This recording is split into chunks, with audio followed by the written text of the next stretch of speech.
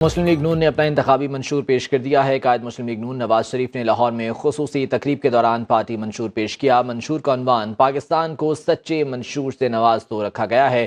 انتخابات کے لیے نون لیگ کا بیانیہ ہوگا، پاکستان کو نواز دو، ہم 9 مئی والے نہیں 28 مئی والے ہیں۔ SIFC سے جڑے تمام پروجیکٹس کو لے کر چلنے کا وعدہ منشور میں شامل کیا گیا ہے۔ عوام کو ریلیف دینے کے شارٹ ٹرم اور لانگ ٹرم منصوبے بھی منشور کا حصہ ہیں۔ بجلی کے بھاری بلوں میں فوری ریلیف کے منصوبے کا وعدہ بھی کیا جائے گا۔ بیورو چیف لاہور طارق غوری ہمارے ساتھ موجود ہیں، ان سے اس بارے میں مزید جان لیتے ہیں۔ طارق غوری، بتائے گا اس منشور کے حوالے سے اہم اور چیدہ نکات کیا سامنے آئے ہیں؟ جی بالکل، حکومت ملنے پر نون لیگ کا ایکشن پلان بھی سامنے آ گیا۔ مسلم لیگ نون نے منشور کو عنوان دیا ہے پاکستان کو نواز دو، جس میں خود ایک بیانیہ چھپا ہے کہ مسلم لیگ نون کی طرف سے نواز شریف ہی ملک کے موجودہ بحرانوں سے نکال سکتے ہیں۔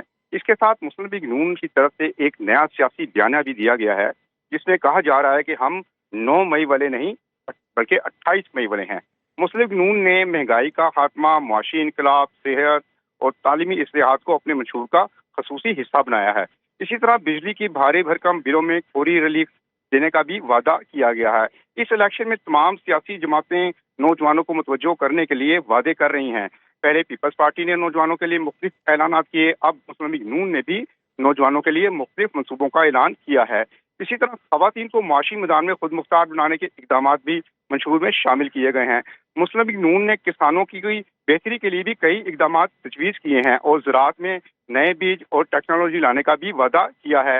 اس سے پہلے پیپلز پارٹی کے چیئرمین بلاول بھٹو زرداری نے گزشتہ 5 دہائیوں میں پارٹی کا 10واں انتخابی منشور اسلام آباد میں پیش کیا تھا۔ سیاسی جماعتیں ہمیشہ کی طرح ووٹوں کو متوجہ کرنے کے لیے نئے وعدے کے ساتھ اپنے منشور کر رہی ہیں، لیکن چند ایسے اعلانات بھی کیے جا رہے ہیں جو شاید وفا کرنا مشکل ہوگا۔ جیسے کہ بلاول بھٹو نے کسانوں کی حمایت حاصل کرنے کی کوشش میں کاشتکاروں کو سبسڈی کی بات کی ہے اور وعدہ کیا ہے کہ یوریا کھاد کی قیمت 500 روپے سے DAP قیمت 1200 روپے ہوگی، لیکن عملی طور پر ایسا ممکن نہ ہو سکے گا۔ اس طرح پیپلز پارٹی نے ٹروتھ ایکشن ریکنسیلیشن کمیشن کے قیام کا وعدہ کیا ٹھیک ہے، کئی جس کا اہم چیزیں اس میں جو ہے وہ سامنے آئی ہیں۔ طارق غوری ساتھ ہی رہیے گا۔ شہباز میاں صاحب ہمارے ساتھ موجود ہیں، سینئر اینالسٹ ہیں۔ شہباز میاں صاحب، آپ بھی اس تقریب میں موجود تھے جب یہ منشور پیش کیا گیا۔ جو چیزیں اس میں سامنے آئی ہیں، آپ کے خیال میں وہ کتنی حقیقت پسندانہ ہیں؟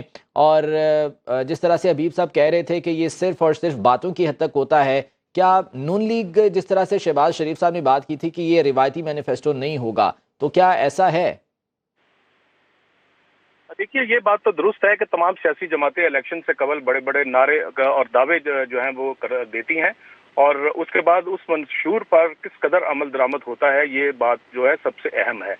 آج کے منشور کی جو تقریب تھی، اس میں جو میاں نواز شریف ہیں، انہوں نے کوئی پڑھ کے بات نہیں کی۔ انہوں نے کہا جی میں آپ سے جو ہے وہ کچھ باتیں کرنا چاہتا ہوں۔ منشور تو یہی ہے کہ مجھے یہ پہلے بتایا جائے کہ 1990 سے لے کے 2017 تک جو بار بار ان کی حکومت کو ختم کیا جاتا رہا، ایسا کیوں ہوتا رہا ہے۔ انہوں نے کہا کہ اگر منشور کی بات کریں تو اگر 1990 سے 93 کے دوران 1993 میں اگر ان کی حکومت نہ ختم کی جاتی تو آج پاکستان بالکل تبدیل ہوتا، پاکستان کا مستقبل پھر کچھ اور ہوتا۔ آج یہ اندھیروں کا پاکستان نہ ہوتا اگر انہیں بار بار ان کی حکومت کو ختم نہ کیا جاتا رہا۔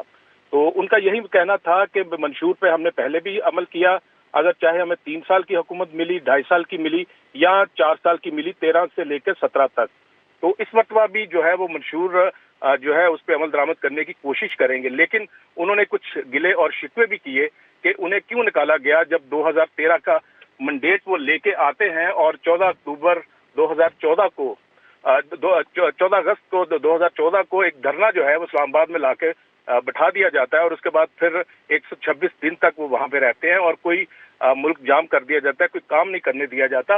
تو یہ کام کیوں ہوتے رہے ہیں، ایسے اقدامات کیوں کیے جاتے ہیں اور حکومت کو کمزور کیوں کیا جاتا ہے؟ اگر یہ نہ ہوتا تو وہ پھر پاکستان تبدیل ہوتا اور پاکستان کا آج مستقبل روشن ہوتا۔ اور اس کے ساتھ ساتھ انہوں نے یہ بھی کہا کہ ماضی میں جو حکومت تھی 4 سال، جو 2018 سے لے کے 2022 تک، ان کا کوئی ایک منصوبہ ان کے منشور کے مطابق کوئی اگر اس پہ عمل ہو سکتا ہے تو وہ بھی بتایا جائے۔ تو سوال جواب کا سیشن جو ہے میاں نواز شریف نے نہیں کیا، صحافیوں کے کسی سوال کا جواب نہیں دیا۔ ان کا یہ کہنا تھا کہ سوال کسی کا کوئی جواب نہیں دیا جائے گا، تاہم जो खाने की टेबल के ऊपर मियां साहब से कुछ बातें हुई, और वहां पे भी जो सहाफी थे उनका यही सवाल था कि मियां साहब इस मर्तबा क्या आप अपनी मुद्दत पूरी करेंगे, कि पाकिस्तान के अंदर कोई भी वजीर आजम जो है उसने अपनी मुद्दत पूरी नहीं की, तो इस मर्तबा आप अगर आपको अवाम मौका देते हैं, चौथी मर्तबा आप वजीर आजम बनते हैं, तो क्या आप अपनी मुद्दत पूरी करेंगे? तो उसमें वो खामोश रहे और उन्होंने कहा कि वो कोई इस वक्त कोई ऐसी बात नहीं करना चाहते, सिर्फ और सिर्फ आप मंशूर की तरफ रहें। तो ये था बुनियादी तौर पे ये तकरीब जो थी, सीनियर मरकजी लीडरशिप भी मौजूद थी और इरफान सदीकी की क़यादत में जो ये मंशूर कमेटी थी उन्होंने आज अपनी। ठीक है, अब खबर आपकी दस्तरस में हर वक्त बर वक्त। अभी सुनो न्यूज़ के YouTube चैनल को सब्सक्राइब कीजिए, बेल आइकॉन पर क्लिक कीजिए और बाखबर रहिए मुल्की और बैनुल अक़वामी हालात से यकीन के साथ।